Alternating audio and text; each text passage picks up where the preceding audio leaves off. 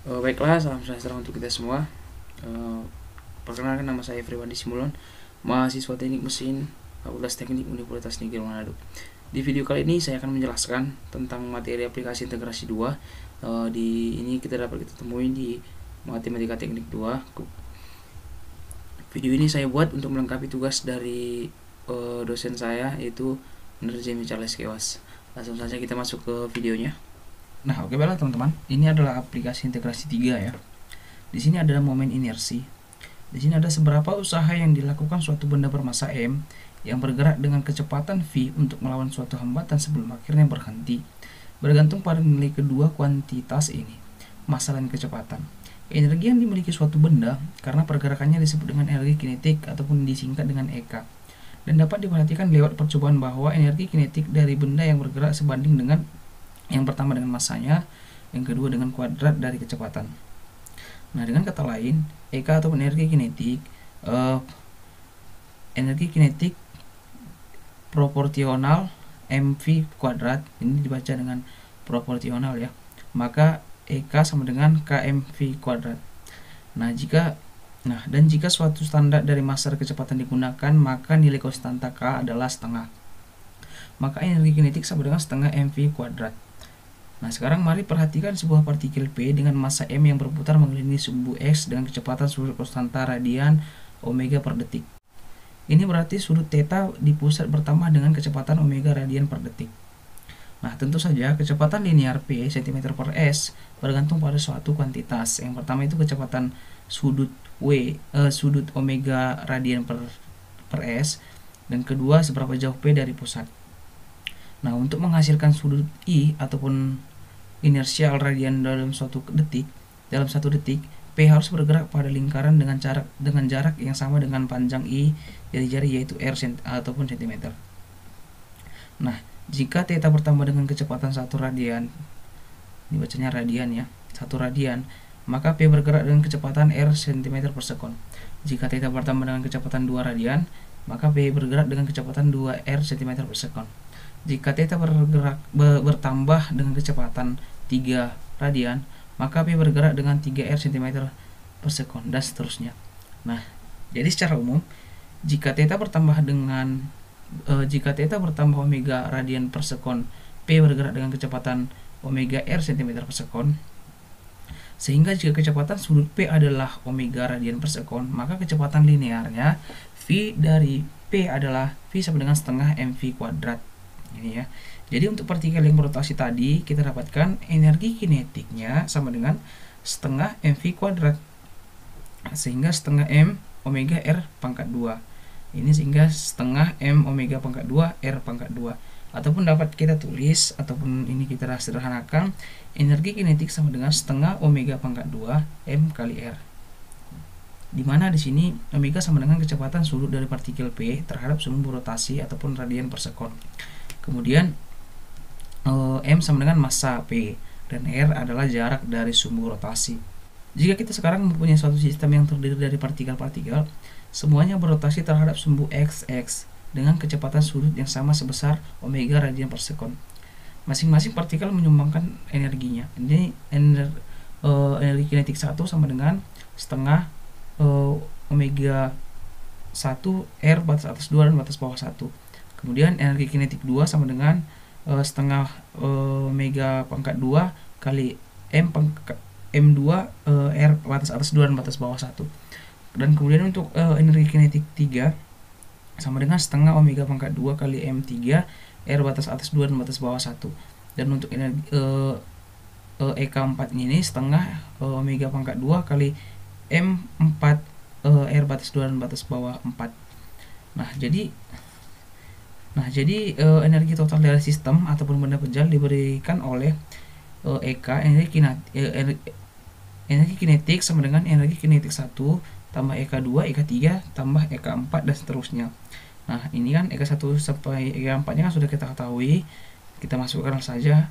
Kemudian EK nya sama dengan sigma setengah omega pangkat 2 kali MR pangkat 2. Ini adalah jumlah seluruh partikelnya. Kemudian energi kinetik sama dengan setengah omega pangkat 2 kali sigma mr kuadrat. Nah, karena omega adalah seluruh sebuah konstanta, omega ini adalah seluruh sebuah konstanta ya. Jadi, sebagai contohnya, untuk sistem partikel yang diberikan, carilah momen inersia terhadap terhadap sumbu XX, terhadap sumbu yang ini ya, teman-teman. Nah, karena I ataupun inersial sama dengan sigma mr kuadrat sama dengan 2 kali 3 pangkat 2 tambah 1 tambah 1 kali 1 pangkat 2 tambah 3 kali 2 pangkat 2 tambah 4 kali 2 pangkat 2.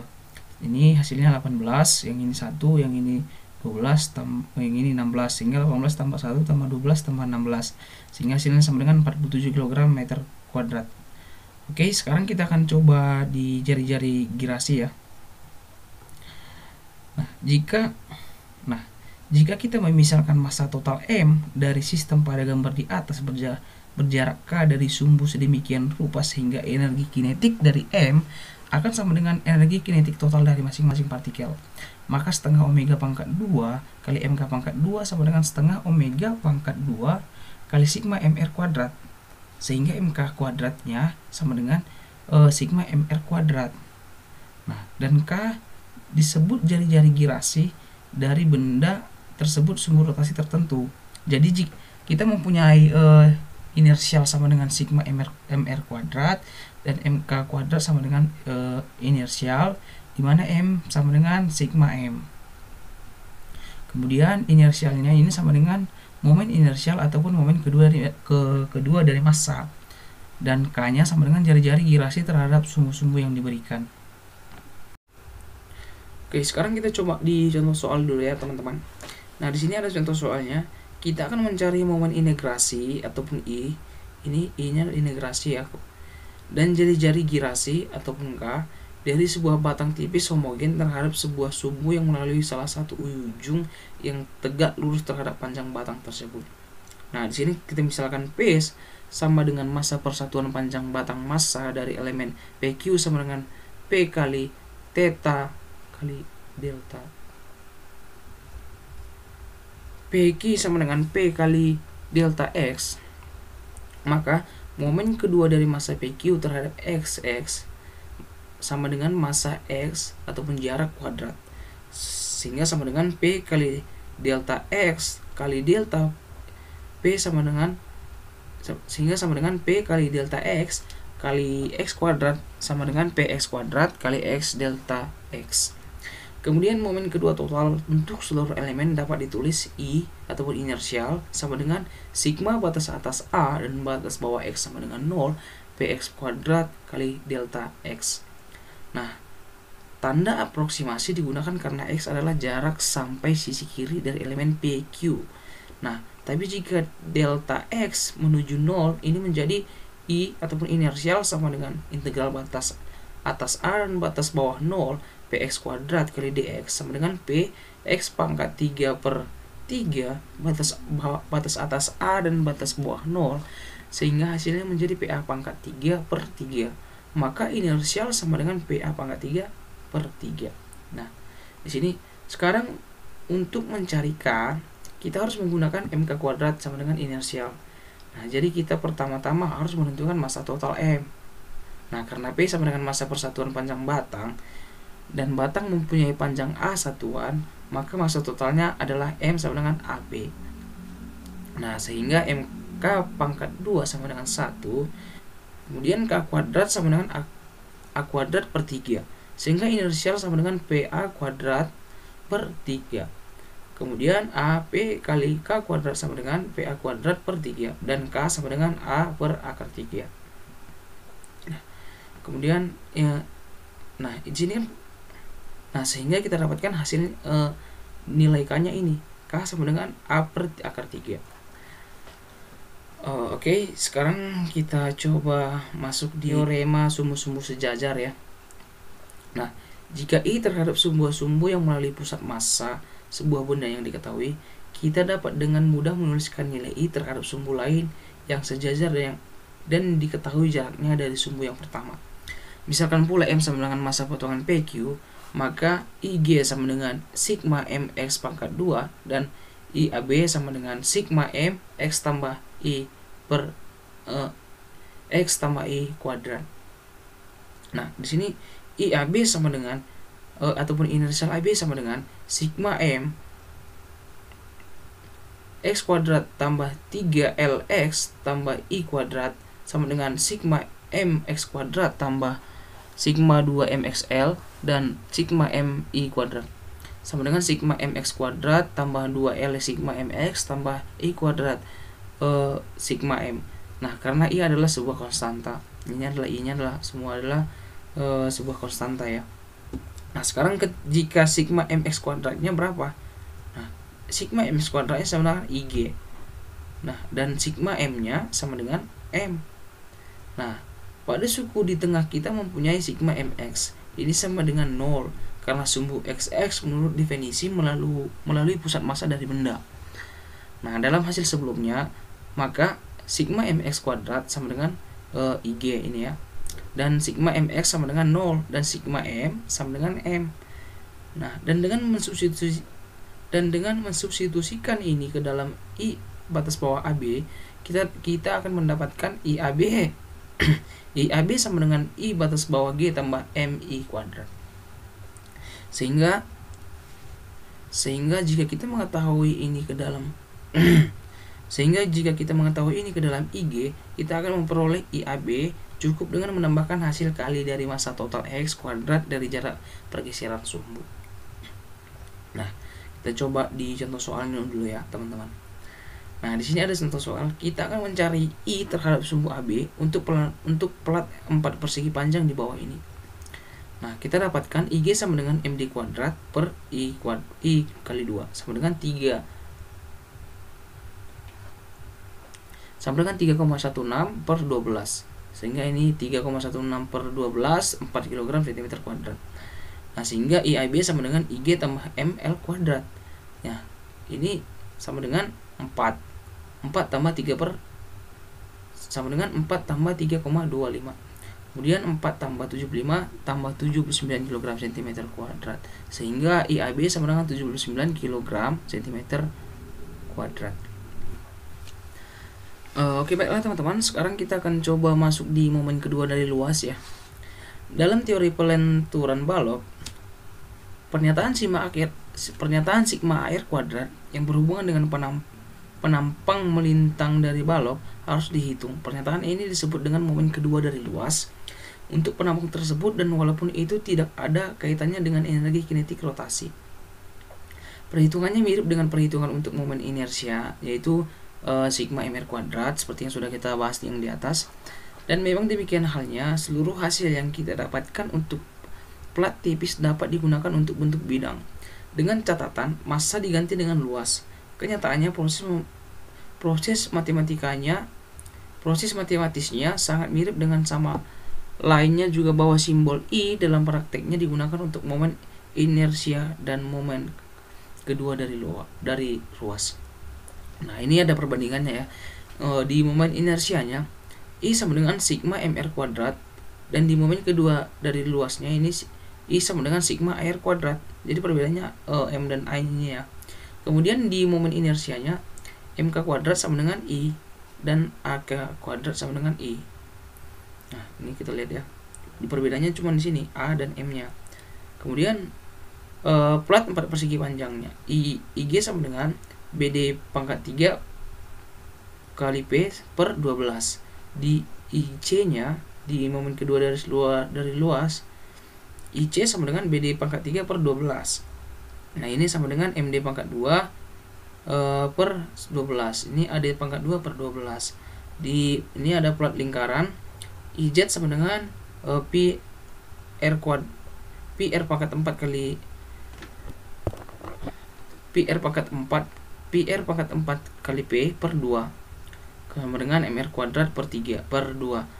Di sini IZ sama dengan PR pangkat 4 per 2 sama dengan AR kuadrat per 2. Sama 2 ya, cuma membedakan M dan A nya. Kemudian IX sama dengan PR pangkat 4 kali P per 4, dan IX sama dengan P pangkat R PR kali PR pangkat 4 per 4. Nah, ini hasilnya. Di hasil ini M kali R kuadrat per 4. Di sini M R kuadrat per 4. Nah, Teorema sumbu-sumbu sejajar berlaku untuk keduanya. Jadi di sini I batas bawah AB sama dengan IG tambah ML kuadrat, dan di sini I batas bawah AB sama dengan IC tambah AL kuadrat. Teorema sumbu-sumbu tegak lurus hanya berlaku untuk plat tipis dan bentuk bidang saja. Jadi IZ sama dengan IX tambah IY. Inersial IZ sama dengan inersial X tambah inersial Y. Nah, coba kita masuk di contoh soalnya dulu teman-teman ya. Di sini ada soal, carilah momen kedua dari luas suatu 4 persegi panjang terhadap sebuah sumbu yang melalui titik sudutnya dan tegak lurus dengan bidang tersebut. Oke, di sini IPQ sama dengan BD pangkat 3 per 12 sama dengan 6 kali 4 pangkat 3 per 12 sama dengan 30 cm pangkat 4. Nah, dengan teorema sumbu sejajar, IX sama dengan, oke, kita akan cari IX-nya ya. IX sama dengan 32 tambah 24 kali 2 pangkat 2 sama dengan hasilnya ini 32 tambah 24 kali 4. Sehingga 32 tambah 96 sehingga hasilnya 128 cm pangkat 4.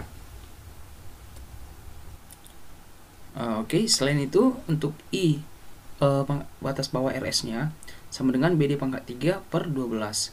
BD pangkat 3 per 12 itu 4 kali 6 per pangkat 3 per 12 sehingga hasilnya 72 cm pangkat 4. Nah, sekarang kita akan mencari IY-nya ya, batas bawah IY-nya. Nah, di sini karena sekali lagi dengan teorema sumbu-sumbu yang sejajar, IY sama dengan 72 tambah 24 kali 3 pangkat 2 sama dengan 72 tambah 216. Nah, sehingga hasilnya menjadi 288 cm pangkat 4. Nah, ini IX-nya 128 cm pangkat 4. Yang ini Y-nya sama dengan 288 cm pangkat 4. Nah, dan IZ-nya yang tegak lurus terhadap IX dan IY itu sama dengan 416 cm pangkat 4. Oke, sekarang kita akan coba masuk di bentuk-bentuk gabungan. Nah, di sini jika suatu benda tersusun dari jumlah berbentuk standar yang masing-masing momen keduanya terhadap sumbu tertentu adalah I1, I2, I3 dan seterusnya, maka momen kedua dari bentuk gabungan terhadap sumbu yang sama tidak lain adalah jumlah dari I1, I2 dan I3 dan seterusnya.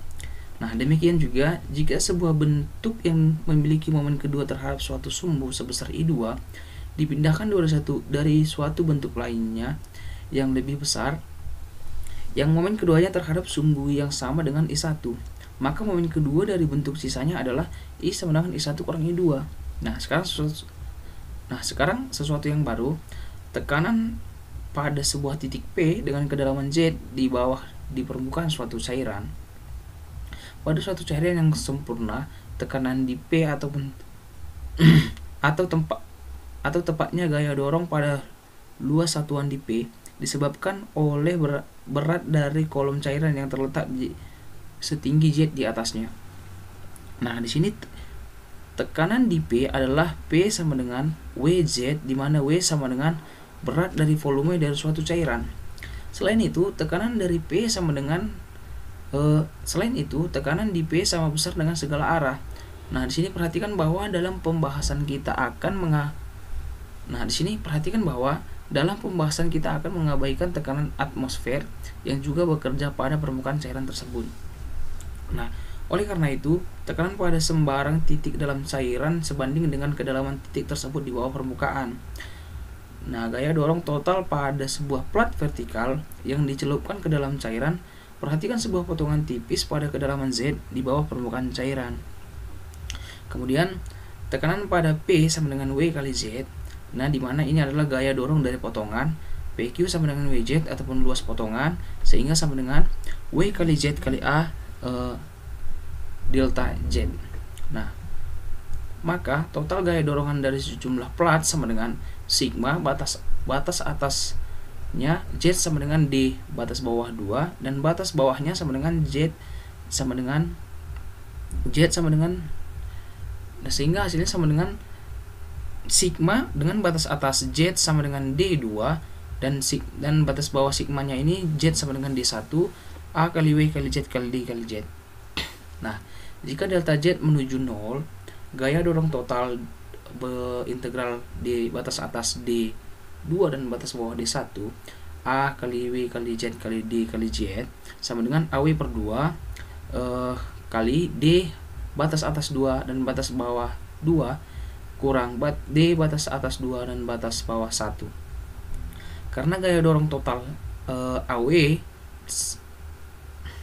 nah karena gaya dorong total sama dengan AW Z pangkat 2 per 2 batas atas D 2 dan batas bawah D1 sama dengan AW per 2 kali D batas atas 2 dan batas bawah 2 kurang D batas atas 2 kurang batas bawah 1.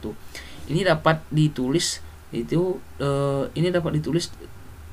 nah ini dapat kita tulis dengan cara gaya dorong sama dengan AW per 2 D2 kurang D1 D2 tambah D1 sehingga sama dengan WA D2 kurang D1 kali D2 tambah D1 per 2. Nah sekarang kan setelah kita dapatkan D2 tambah D1 per 2 adalah kedalaman pada tengah-tengah plat yang menyatakan dari pusat massa plat. Dinyatakan ini sebagai Z bar. Maka gaya dorong total sama dengan WA D2 kurang D1 Z bar. Ini setahu saya bacanya Z bar ya, sama dengan A D2 kurang D1 W kali Z bar. Nah sekarang jika A kali D2 kurang D1 adalah luas total dari plat, sehingga akhirnya kita dapatkan bahwa gaya dorong total sama dengan luas plat X tekanan di pusat massa plat. Nah kenyataannya hasil ini berlaku untuk segala bentuk plat. Nah jadi catat hasilnya untuk pengumuman selanjutnya. Nah ini adalah hasilnya ya, gaya dorong total sama dengan luas plat X tekanan di pusat massa dari plat-plat. Nah ini adalah hasilnya ya, gaya dorong total sama dengan luas plat X tekanan di pusat massa dari plat. Nah jadi jika W adalah berat per volume satuan cairan, sekarang hitunglah gaya dorong total pada plat-plat berikut. Ini dicelupkan seperti pada gambar ya. Kita perhatikan di sini. Nah, di sini jika gaya dorongnya A sama dengan berapa? Nah, di sini adalah gaya dorong A-nya sama dengan 336 W dan gaya dorong B-nya 180 W. Nah, karena dalam setiap kasus gaya dorong total sama dengan luas permukaan X terhadap tekanan pada suatu massa, sehingga luas sama dengan 6 kali 8 sama dengan 48 cm pangkat 2. Tekanan di G sama dengan 7W. Nah, ini adalah sehingga hasil dari gaya dorongnya sama dengan 48,7W sama dengan 336W. Nah, sehingga hasilnya ini gaya dorong totalnya adalah 48 kali 7W sama dengan 336W. Kemudian untuk di luasnya sama dengan 10 kali pangkat luasnya sama dengan 10 kali 6 per 2 sehingga hasilnya menjadi 30 cm pangkat 2. Dan tekanan di G sama dengan 6W sehingga gaya dorong totalnya 30 kali 6 W sama dengan 180 W. Nah, jika plat tidak vertikal namun miring berbentuk sudut theta terhadap bidang horizontal, aturannya masih tetap sama ya. Sebagai contoh, nah ini kita coba di contohnya ya. Kedalaman G sama dengan D1 tambah B per 2 sin 30 kuadrat. Kedalaman G sama dengan D1 tambah B per 2 sin 30 derajat sama dengan D1 tambah B per 4. Tekanan di G sama dengan D1 tambah B per 4 W. Sehingga luas totalnya sama dengan AB. Sehingga ini menghasilkan gaya dorong totalnya sama dengan AB D1 tambah B per 4W. Nah, ini ingatlah bahwa aturan umum ini memungkinkan kita untuk menghitung gaya dorong total pada suatu permukaan tercelup dalam hampir semua keadaan. Jadi, buat catatan mengenai ini. Ini adalah catatannya ya. Ini perlu kita ingat ya. Ini gaya dorong total sama dengan luas permukaan X, tekanan pada pusat massa. Mungkin sekian yang bisa saya sampaikan ataupun saya presentasikan di dalam video ini tentang aplikasi integrasi 3. Apabila ada kesalahan ketutur kata saya, kesalahan pembacaan saya dalam rumus-rumus dan kesalahan pembacaan saya dalam materi ini, sebelumnya saya mohon maaf. Semoga video ini bisa bermanfaat untuk kita semua. Akhir kata saya ucapkan terima kasih. Shalom.